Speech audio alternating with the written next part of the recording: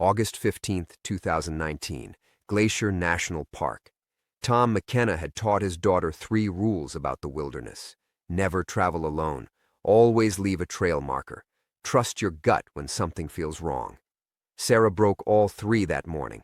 The search team found her tent at dawn, slashed open from the inside, her hiking boots arranged in a perfect line.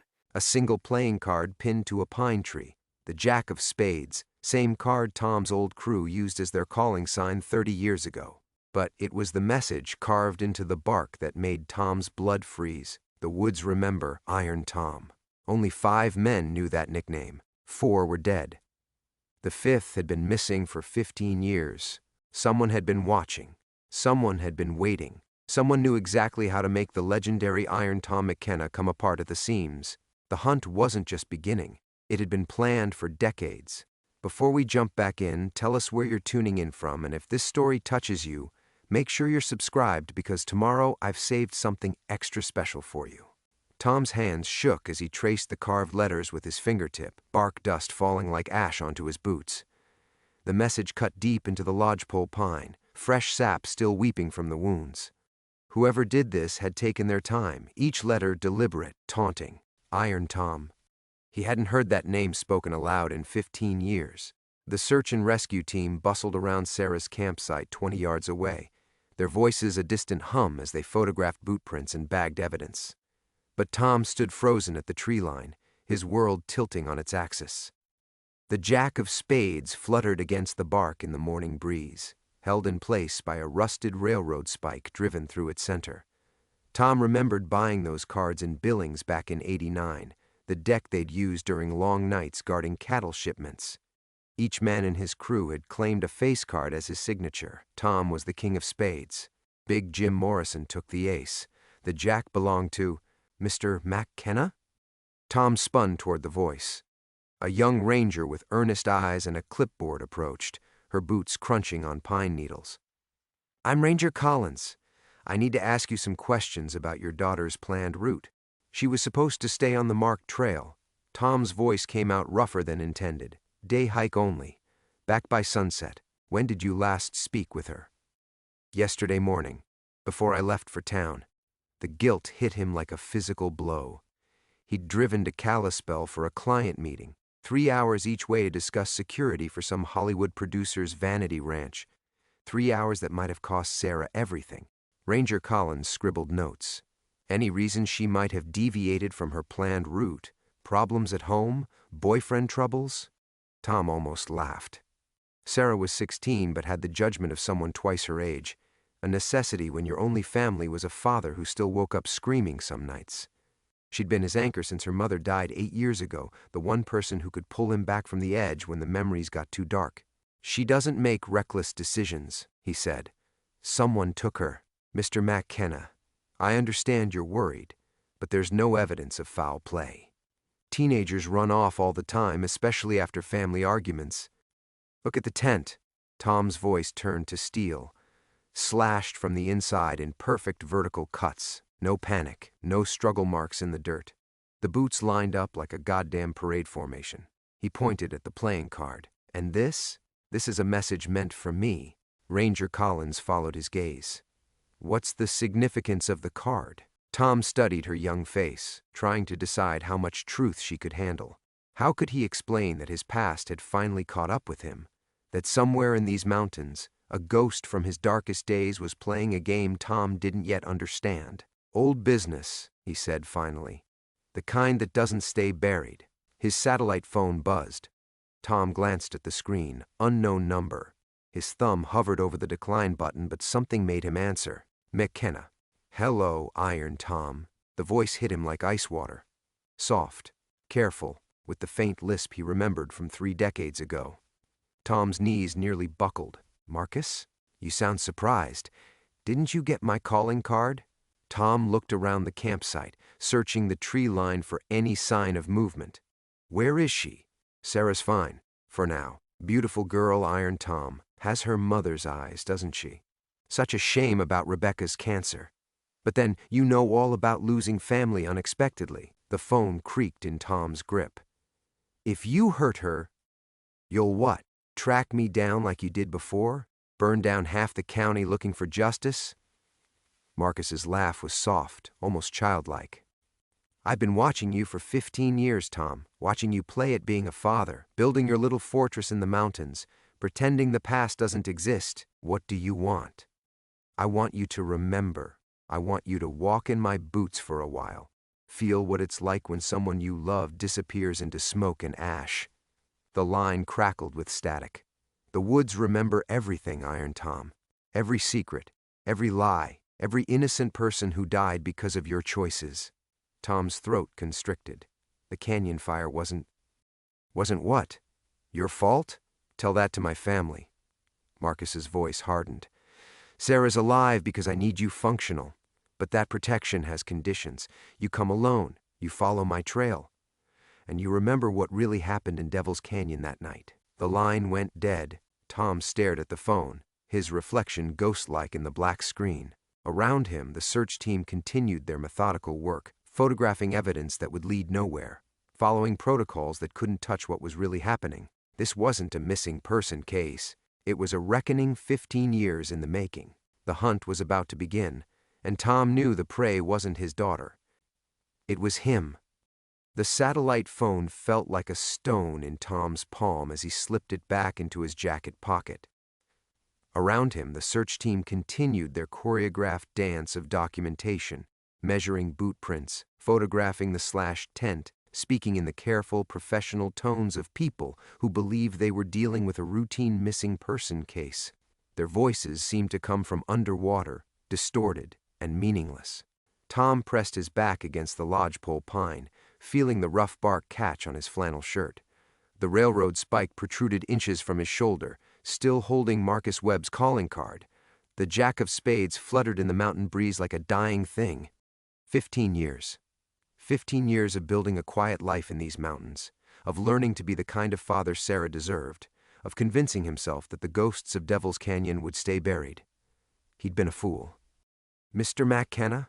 Ranger Collins appeared at his elbow again, her young face creased with concern. "Are you all right? You look pale." Tom straightened, forcing his expression into something resembling composure. "I need a minute. Was that call about Sarah?" The lie came easily, polished by years of practice. "Client emergency. Nothing that can't wait." He gestured toward the campsite. "How long before your team finishes here?" "Another hour, maybe 2. We'll expand the search grid once we're done with the scene." She paused, studying his face with the sharp attention of someone trained to read people in crisis. "Mr. McKenna, if there's something you're not telling us—" "There isn't." The words tasted like ash. He'd been lying for so long that truth felt foreign on his tongue. But what could he tell her? That 30 years ago, when he was a different man with a different name, his pursuit of cattle rustlers had led to a canyon fire that killed an innocent family. That Marcus Webb, barely 18 then and small enough to be mistaken for a boy, had watched his parents and sister burn while Tom McKenna rode away into the night. Some truths were too heavy for other people to carry. Tom walked back toward the campsite, his boots silent on the carpet of pine needles.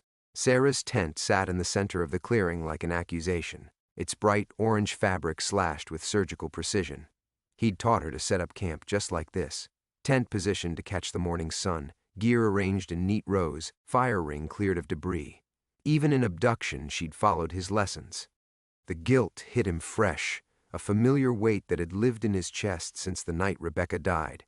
He'd failed to protect his wife from the cancer that ate her alive over 18 months. Now he'd failed Sarah, too, let his past catch up with them both. She was paying the price for sins she didn't even know existed. He knelt beside her sleeping bag, still partially unzipped. Her paperback copy of To Kill a Mockingbird lay spine up on the nylon fabric, a bookmark marking her place 2/3 through. Tom picked up the book, inhaling the faint scent of her strawberry shampoo that still clung to the pages. Sarah had always been a reader, especially during the dark months after Rebecca's funeral, when words were easier to bear than conversation. The bookmark was a photo from last Christmas, the two of them standing in front of their cabin, Tom's arm around Sarah's shoulders, both grinning at Rebecca's camera. It had been taken just weeks before the diagnosis, when they still believed they had forever. Sarah was 13 then, all knees and elbows and fierce determination to prove she could handle ranch life as well as any adult. Now she was 16, nearly as tall as Tom, with Rebecca's green eyes and iron will wrapped in deceptive delicacy. She was everything good that remained in his world. Tom slipped the photo into his shirt pocket and stood. The search team was wrapping up, sealing evidence bags and consulting topographic maps. They would search the marked trails first, then expand in careful grids, following protocols designed for lost hikers and teenage runaways. They would find nothing, because Marcus Webb hadn't left anything for them to find. This game had rules known only to its two players. Tom walked to his truck, parked on the Forest Service road a quarter-mile from the campsite. The Ford F-250 had carried him and Sarah through 8 Montana winters, its bed loaded with everything from fence posts to Christmas trees. The rifle rack behind the bench seat held his .30-06, cleaned and loaded out of habit. In the glove compartment, wrapped in oiled leather, waited his .45 Colt, the same sidearm he'd carried during his years with the cattle company. He'd hoped never to touch either weapon again. Tom started the engine and sat listening to its rumble, hands resting on the steering wheel. Through the windshield, the Bitterroot Wilderness stretched toward the horizon in waves of green and granite. Somewhere in those mountains, Marcus Webb was waiting with Sarah, ready to begin a hunt that had been 15 years in the making. The prey wasn't his daughter, it was him. And somewhere deep in his chest, beneath the fear and guilt and desperate love for Sarah, Tom McKenna felt something he'd thought was long dead beginning to stir. Iron Tom was waking up. Tom pulled the truck door shut and reached for the gear shift, but his hand froze halfway there. Through the dusty windshield, a figure emerged from the tree line 50 yards ahead, a Montana State Trooper walking with the measured pace of someone carrying bad news. The trooper was tall and lean, hat pulled low against the morning sun. Something about his gait seemed familiar, but Tom couldn't place it until the man lifted his head. The face beneath the brim was weathered and angular, with pale blue eyes that had haunted Tom's dreams for 15 years. Deputy Marshal Jake Brennan, Rebecca's brother. Tom's blood turned to ice water. Jake had been at Rebecca's funeral, standing stiff and silent in his dress uniform while Tom held Sarah's hand beside the grave. They'd barely spoken since. A few awkward phone calls, stilted Christmas cards, the brittle politeness of men bound together by grief and mutual blame. Jake had never forgiven Tom for the years of nightmares and drinking that had stolen precious time from Rebecca's final months, and Tom had never forgiven himself. Jake approached the driver's side window with his thumbs hooked in his duty belt. His trooper's uniform was crisp despite the early hour, badge gleaming like an accusation. When Tom rolled down the window, Jake's aftershave mixed with the scent of pine needles and morning dew. Tom, Jake's voice was neutral, professional, heard the call come over dispatch. Sarah missing? She'll be found. Tom kept his hands visible on the steering wheel, a habit from his younger days when conversations with lawmen had different stakes. Probably just wandered off trail. You know how kids are. Sure I do. Jake's pale eyes never left Tom's face. Except Sarah isn't the wandering type. Girls got more sense than most adults I know. He paused, studying Tom's expression with the practiced attention of someone who'd spent decades reading lies. Of course, there's a lot about this family I never understood. The words carried weight that had nothing to do with Sarah's disappearance. Tom felt the familiar tension building in his shoulders, the same feeling he'd carried through every interaction with Rebecca's family. They'd never said it outright, but he knew what they thought, that Tom McKenna was damaged goods, a man with too many shadows in his past and too much blood on his hands to deserve their sister's love. What's that supposed to mean? Jake pulled a folded piece of paper from his shirt pocket and handed it through the window. Got a call about 20 minutes ago. Anonymous tip. Said I might find this interesting. Tom unfolded the paper with steady hands, though his pulse hammered against his throat. It was a photocopy of an old newspaper clipping, the print faded but still legible. The headline made his vision blur. Devil's Canyon Fire Kills Family of 4. Below the headline was a photograph that stopped Tom's heart. 3 bodies covered in tarps beside a burned-out homestead, the image grainy but unmistakable. and in the background, barely visible in the smoke, a figure on horseback watching from the ridgeline. The rider's face was obscured by shadow, but Tom remembered the moment with crystal clarity, the exact second he'd realized what his pursuit had cost. "Funny thing about anonymous tips," Jake continued, his voice soft and dangerous. "Usually they come from someone with an agenda, someone who wants to stir up old business." He leaned closer to the window. "You recognize that rider, Tom?"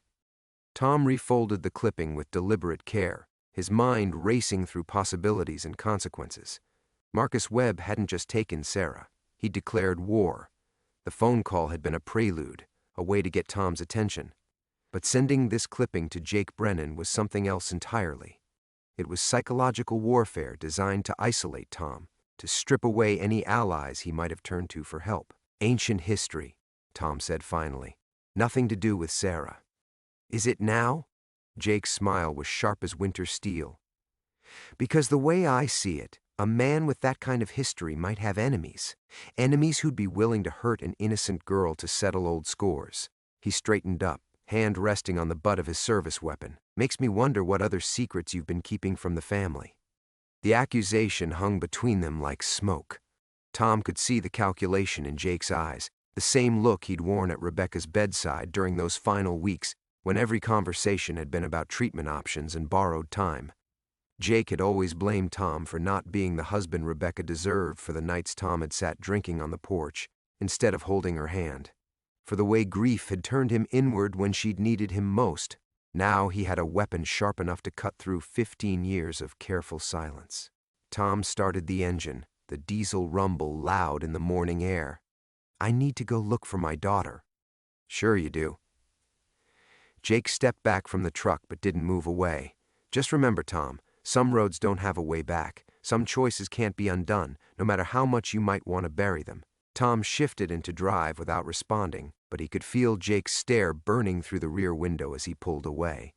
In the side mirror, he watched Rebecca's brother fold the newspaper clipping and slip it back into his pocket. The past had teeth, and they were all closing in at once. The truck's engine coughed twice before catching, diesel fumes mixing with mountain air as Tom pulled onto the main road. His hands gripped the steering wheel hard enough to leave marks, knuckles white against the black plastic. The newspaper clipping sat on the passenger seat where he'd thrown it, the words "Devil's Canyon Fire" bleeding through the cheap paper like an old wound reopening. He needed to think, needed to plan. But every time he tried to focus on Marcus Webb's game, Jake Brennan's pale eyes intruded, calculating, suspicious, already building a case Tom couldn't defend without destroying what little remained of his family's reputation. The radio crackled to life, scanning through static-filled channels. Tom reached for the dial to shut it off, then froze as a familiar voice cut through the white noise. "Mac Kenna's got history with this kind of thing. Violence follows that man like a shadow." Tom's blood went cold. The voice belonged to Dale Morrison, Rebecca's cousin and the closest thing Bitterroot had to a town gossip. Dale owned the hardware store where half the county came for supplies and stayed for rumors. If Dale was already talking, the story would spread like wildfire through summer grass. Tom yanked the wheel hard right, tires spitting gravel as he pulled into the parking lot of Murphy's Diner. Through the plate glass windows he could see the usual morning crowd, ranchers nursing coffee before heading to pasture, loggers grabbing breakfast before their shifts, retirees reading newspapers and solving the world's problems one conversation at a time. The bell above the door chimed as Tom stepped inside, and the conversation died like someone had thrown a switch. 12 pairs of eyes turned toward him, then quickly away. The silence stretched thick and uncomfortable, broken only by the sizzle of bacon on the grill and the clink of ceramic mugs against saucers. Tom walked to the counter where Maggie Murphy stood with her back turned, gray hair pinned in a bun that had looked the same for 20 years. She'd served Tom and Rebecca their first meal together in this very spot, had brought casseroles after the funeral, had always treated Sarah like her own granddaughter. Now she wouldn't meet his eyes. Coffee, Maggie, her shoulders tensed. "Might be better if you took your business elsewhere today, Tom." The words hit him like a physical blow. Tom glanced around the diner, seeing the truth written in averted gazes and nervous fidgeting. These people had known him for 15 years, had watched him build a quiet life in their community. but old loyalties were thin protection against older fears. "Sarah's missing," Tom said quietly. "I thought maybe someone had seen something." "We heard." Maggie's voice was carefully neutral. "Also heard Jake Brennan's been asking questions about you. About things that happened before you came here." Tom felt the walls closing in. Marcus Webb had played this perfectly, not just taking Sarah, but poisoning the well of trust Tom had spent years building. Every person in this diner was wondering what kind of man they'd welcomed into their community, what secrets he'd been hiding behind his quiet demeanor and careful politeness. "I've never hurt anyone in this town," Tom said. "Maybe not in this town." The voice came from a corner booth where Carl Hendricks sat with his morning paper folded beside his eggs. Carl ran the local feed store and had always been friendly enough, but now his face was hard as granite. But a man's past has a way of catching up, doesn't it? Tom turned to leave, but Carl wasn't finished. "My sister lived down in Billings back then. Remembered reading about Devil's Canyon in the papers. Said it was a real tragedy. That whole family burning up because some hotshot tracker couldn't tell the difference between justice and revenge." The diner fell silent again. Tom could feel sweat beading along his collar despite the morning chill.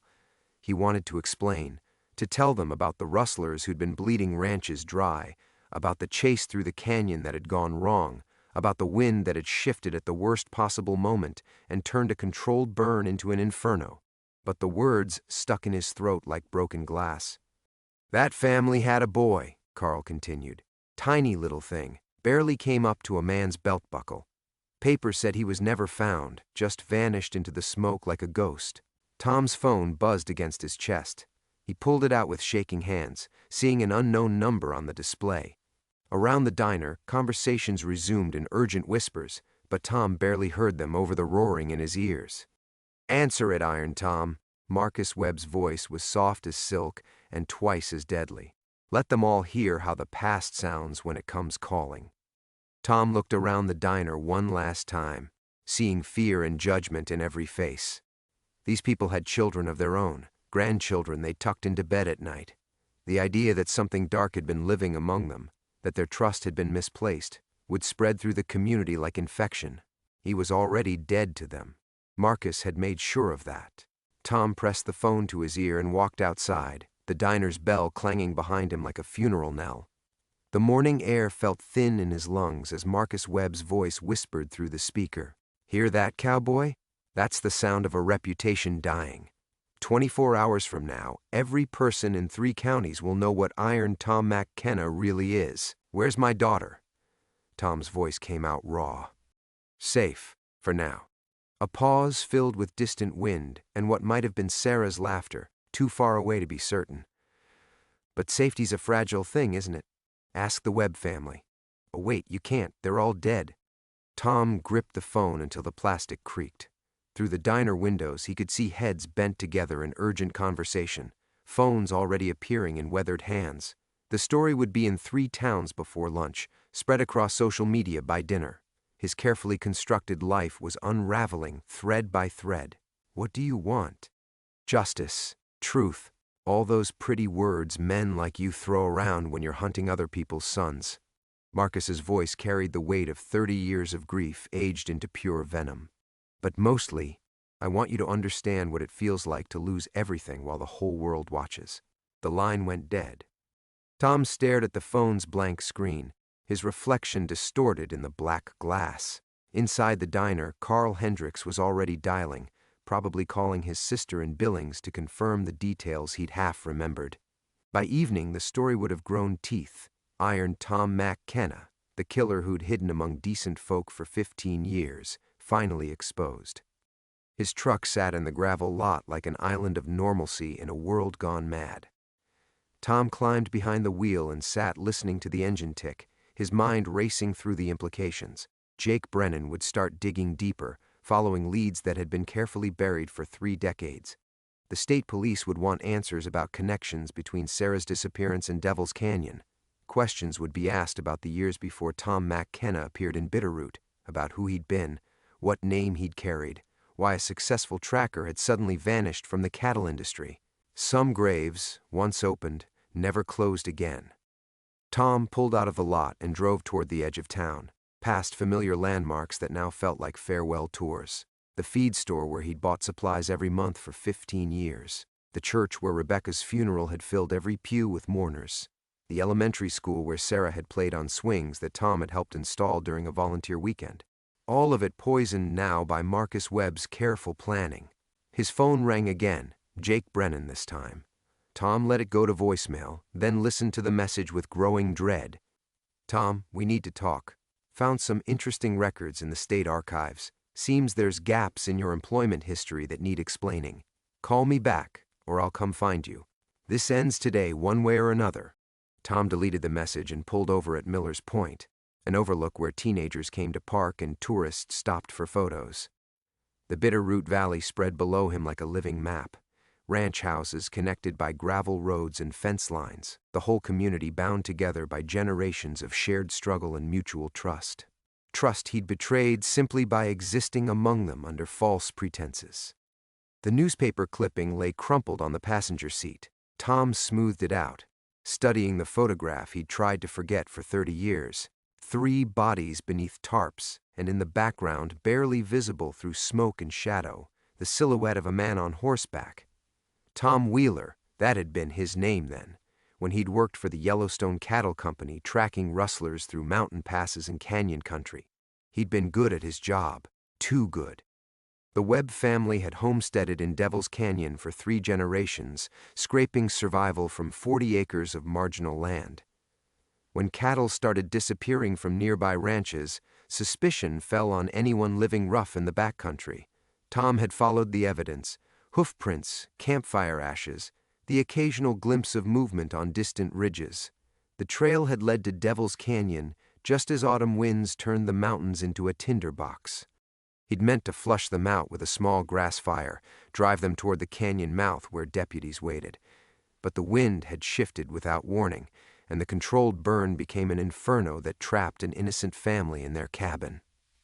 By the time Tom realized his mistake, 3 people were dead, and a 4th, a boy barely 18, small for his age and quick as smoke, had vanished into the wilderness like a ghost born from flame.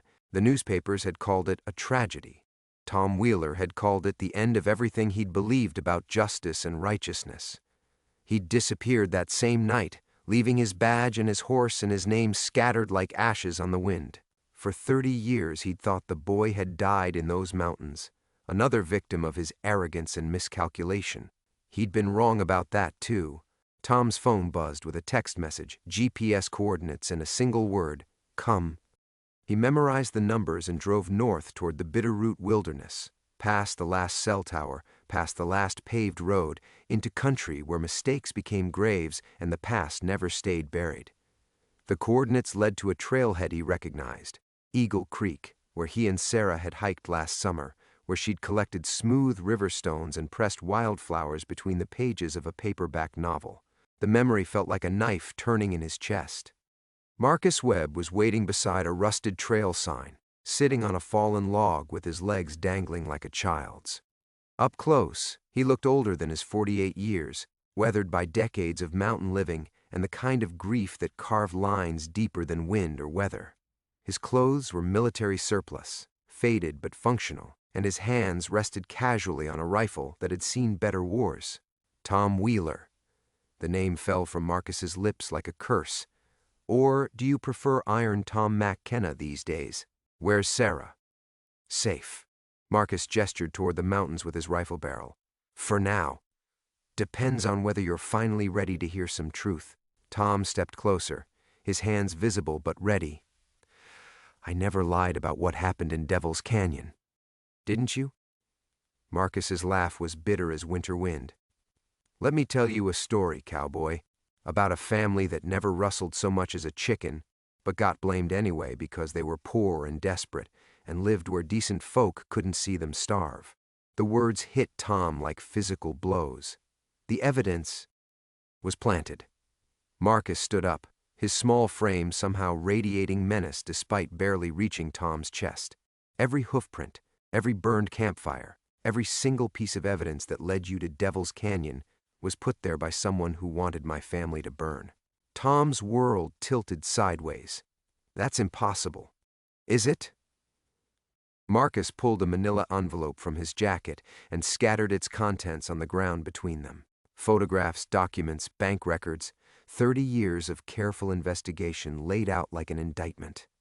The real rustlers were taking orders from someone with access to shipping manifests, someone who knew exactly which ranches to hit and when, someone who needed a scapegoat when the operation got too hot.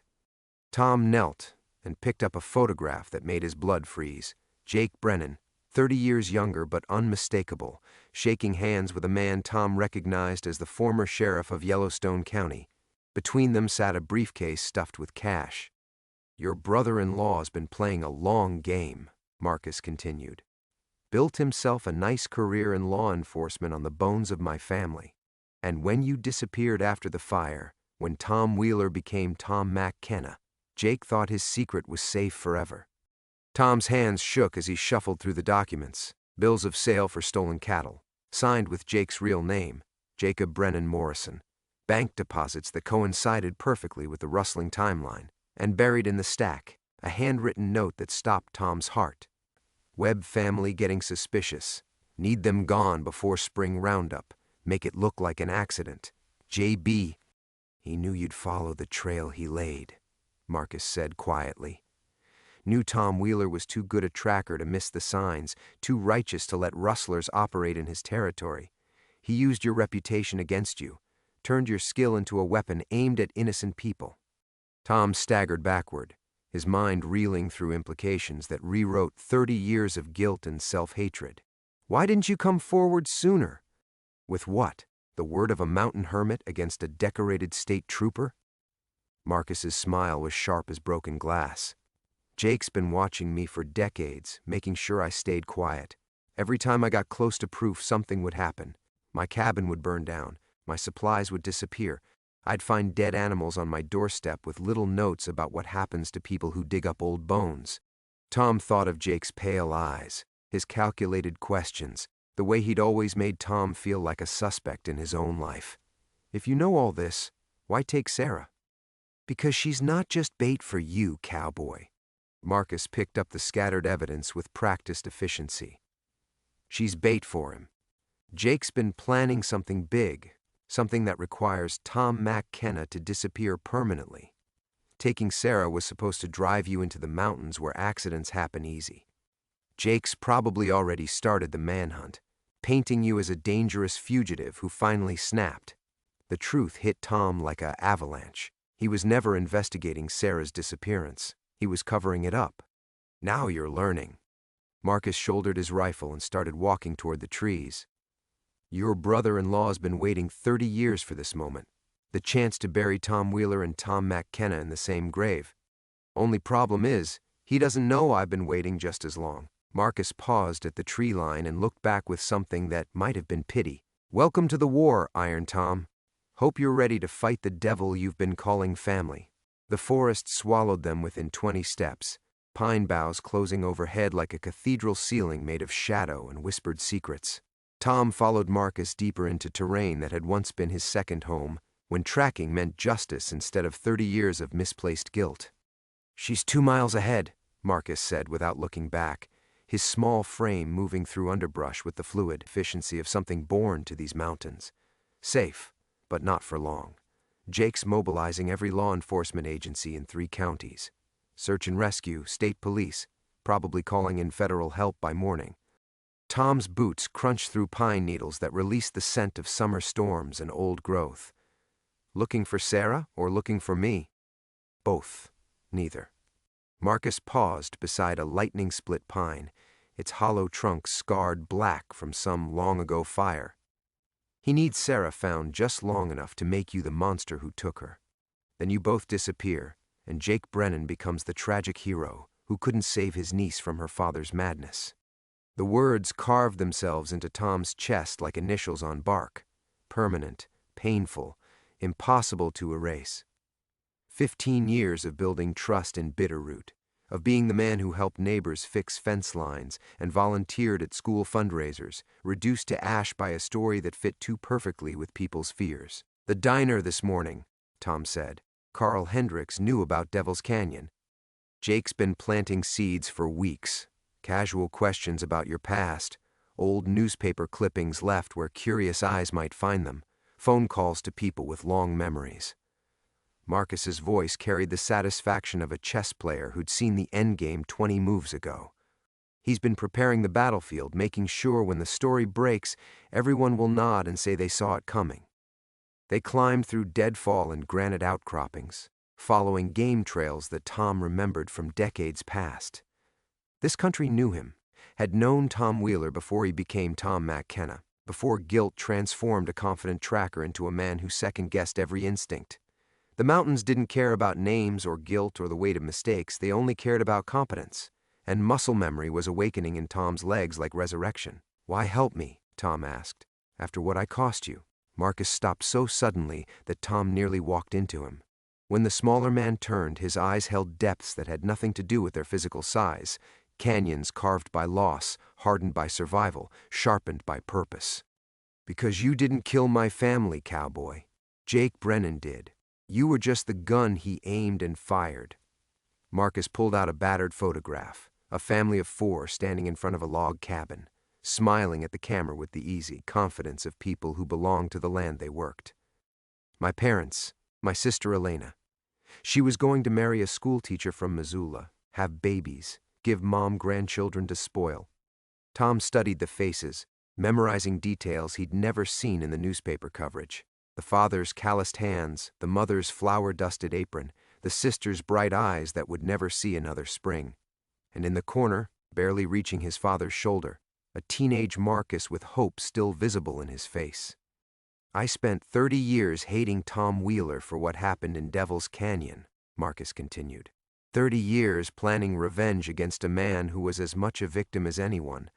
Took me 28 years to figure out the truth, and another 2 to gather proof that might actually stick. The photograph disappeared back into Marcus's jacket like a talisman returned to its sacred place. They resumed walking, but something had shifted between them, not friendship exactly, but the recognition of shared wounds and common enemies. "Jake's been careful," Marcus said, "built his reputation on cases that made him look like a crusader for justice. But patterns emerge if you know where to look. Missing evidence in cases that might embarrass powerful people. Witnesses who suddenly change their stories. Investigations that dead end just before reaching uncomfortable truths. Rebecca never saw it," Tom said, the words tasting like betrayal in his mouth. "She thought he was protecting us.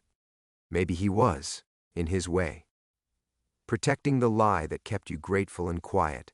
Protecting his investment in the scared, guilty man who'd never ask hard questions about his brother-in-law's career." Marcus paused beside a creek that chattered over smooth stones, cupping his hands to drink water that tasted of snow and distance.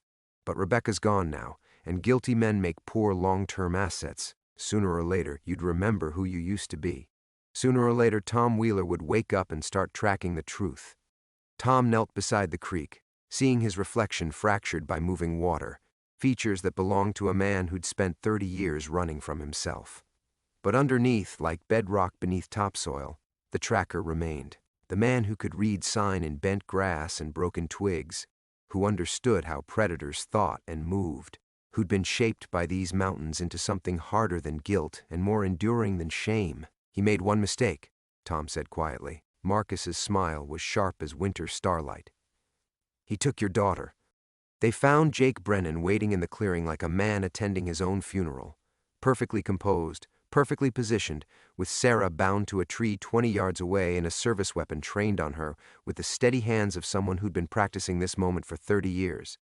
"Hello, Tom," Jake said, his voice carrying the same measured calm he'd used at Rebecca's bedside, at Sarah's birthday parties, at every family gathering where he'd played the role of protective uncle. "Marcus."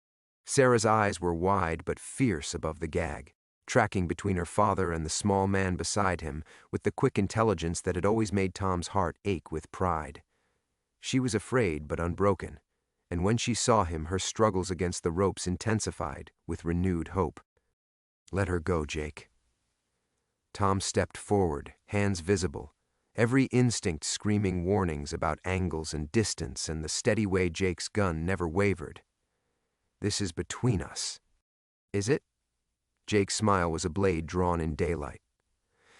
Because I've been thinking about that for weeks now, Tom, wondering exactly who I've been talking to all these years. Tom McKenna, the grateful brother-in-law who never asked uncomfortable questions? Or Tom Wheeler, the tracker who could follow a whisper through hell and back? Marcus moved sideways, not retreating but creating separation, forcing Jake to divide his attention. He knows, Jake, about Devil's Canyon, about what you really did. What I did was survive in a world that eats the weak. Jake's voice held no regret, only the cold satisfaction of someone whose plans were finally bearing fruit. The Webb family was collateral damage in a necessary operation. Tom was a tool that outlived its usefulness, and now you're finished. Tom's words cut through Jake's speech like an axe through kindling. Marcus has evidence, documents, proof of what you are. Jake laughed, the sound echoing off pine trees like gunshots. Evidence? From a mountain hermit with a grudge and a fake identity? Against a decorated state trooper with 30 years of service? His eyes glittered with malicious pleasure. By tomorrow morning, the story will be simple. Tom McKenna, the disturbed ex-rancher with a history of violence, finally snapped and kidnapped his own daughter. When brave law enforcement tracked him down, he resisted arrest. Tragic, really. But these things happen when trauma goes untreated. The clearing went silent except for wind moving through branches and Sarah's muffled breathing. Tom felt time compress around him. 30 years of running and hiding and second-guessing distilled into this single moment of crystalline clarity. Jake was right about one thing. By tomorrow, the official story would be written in blood and lies, and truth would be buried as deep as the Webb family's innocence. But Jake had made the same mistake he'd made 30 years ago. He'd underestimated the people he was trying to destroy. "Sarah's not here," Tom said quietly. Jake's composure cracked like ice under pressure. "What?" "Look at the ropes." Tom gestured toward his daughter with steady hands. "Look at how she's moving. Sarah's been practicing escape techniques since she was 12. You tied those knots 3 hours ago, minimum." As if summoned by his words, the figure against the tree shifted and collapsed, jacket and branches and Marcus's careful stagecraft tumbling to the ground in a heap of deception. Jake's gun tracked toward the fake target with reflexive precision, and in that instant of divided attention, Tom moved. 30 years of guilt and self-doubt burned away like morning mist as instincts older than shame took control. Tom covered the distance between them in 3 swift strides, his hand closing over Jake's wrist with the crushing force of a man who'd spent decades working with his hands. The gun discharged into empty air, the sound sharp as breaking bones in the confined space of the clearing. They went down hard, Jake's smaller frame no match for the rancher's strength and the tracker's reflexes. But Jake fought with the vicious desperation of cornered prey, clawing and striking with techniques that spoke of training Tom had never suspected. This wasn't the soft administrator who'd sat at family dinners discussing case files and retirement plans.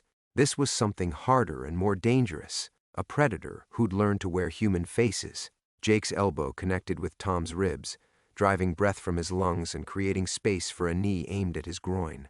Tom rolled sideways, using momentum to throw Jake against the base of a pine tree, with enough force to rattle branches overhead. 30 years, Jake gasped, blood trickling from his split lip. 30 years I've been cleaning up your mess, protecting your fake life, keeping you safe from questions that would have destroyed everything. Where is she? Tom's voice carried the authority of mountains and the patience of stone. Jake's smile returned, terrible in its certainty. Close enough to watch you die. The second gun appeared in Jake's hand like magic, a backup piece Tom should have expected from someone who'd spent decades planning this moment. But Marcus Webb had spent just as long preparing for war, and his rifle spoke from the tree line with the final authority of justice too long delayed. Jake Brennan's story ended where it had begun, with violence in the wilderness, and truth written in smoke and blood. The echo of Marcus's rifle shot faded into mountain silence, leaving behind only the whisper of wind through pine boughs and the distant call of a hawk circling high overhead. Jake Brennan lay motionless against scarred bark, his backup weapon unfired in nerveless fingers. The careful architecture of 30 years' deception finally collapsed into stillness. Tom knelt beside the body, checking for a pulse he already knew he wouldn't find. Jake's pale eyes stared sightlessly at the canopy above, holding no answers now. No final revelations or whispered confessions. Just emptiness where a man's soul should have been. "Dad?" Sarah's voice came from the tree line, tentative but strong. She emerged from concealment with Marcus beside her, rope burns visible on her wrists but otherwise unharmed. Tom rose and crossed to her in 3 swift strides, pulling her against his chest with the desperate relief of a man who'd walked through hell to find his way home.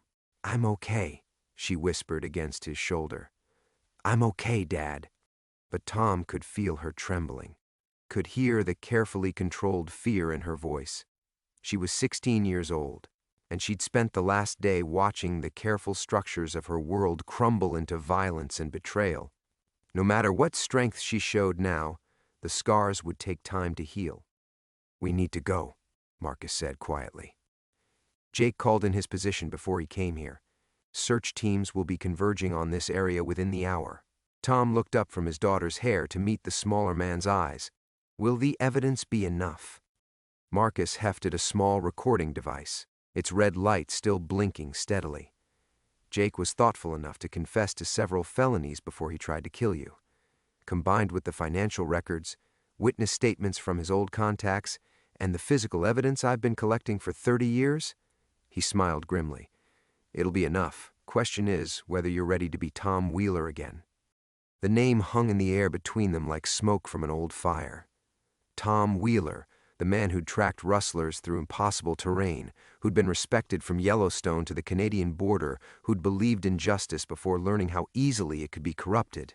That man had died in Devil's Canyon 30 years ago, buried under guilt and shame and the weight of other people's lies. But maybe resurrection was possible. Maybe the truth, however painful, could burn away 3 decades of false blame and leave something clean behind. "Sarah," Tom said, pulling back to look at his daughter's face, "there are things about my past, about who I used to be, that you're going to learn in the next few days. Some of it won't be pleasant." She reached up to touch the scar along his jaw, the one she'd asked about a dozen times over the years, always accepting his evasive answers with the patience of a child who trusted her father's secrets. "I already know who you are," she said simply. "You're the man who came into these mountains to find me. Everything else is just history." They made their way down through timber that grew familiar under Tom's feet with each step, following game trails and creek beds that led toward the valley floor and whatever waited beyond. Behind them, Jake Brennan cooled in mountain air that cared nothing for human schemes or the weight of buried sins. The search teams found them 3 hours later, just as they reached the logging road where Tom had left his truck a lifetime ago. State police vehicles and search and rescue units converged on their position with flashing lights and radio chatter, but Tom made no attempt to run. The time for running was over. Marcus Webb surrendered his evidence to a detective from Helena, who listened with increasing amazement as 30 years of careful documentation unfolded like a roadmap through corruption and conspiracy. Phone records, financial transfers, witness statements from people Jake had thought long dead, the accumulated weight of truth that no amount of official reputation could deflect. The initial questioning took 6 hours. The formal investigation would take months. But by evening, Tom McKenna was released into the custody of his daughter and a future that suddenly felt possible again. They drove home through summer darkness with Sarah sleeping in the passenger seat and the radio turned low. Tom's hands were steady on the wheel, no longer shaking with the persistent tremor that had plagued him for 15 years. The mountains fell away behind them, holding their secrets close but no longer holding him prisoner. At the ranch, they sat on the front porch and watched stars emerge over familiar pasture land. Sarah had made coffee, strong and black the way Rebecca used to brew it, and the silence between them was comfortable rather than haunted. "Will you go back to being Tom Wheeler?" Sarah asked. Tom considered the question, tasting the old name like wine kept too long in darkness. "I think I'll stay Tom McKenna," he said finally. Tom Wheeler died in Devil's Canyon with the Webb family, but maybe Tom McKenna can live with what Tom Wheeler couldn't.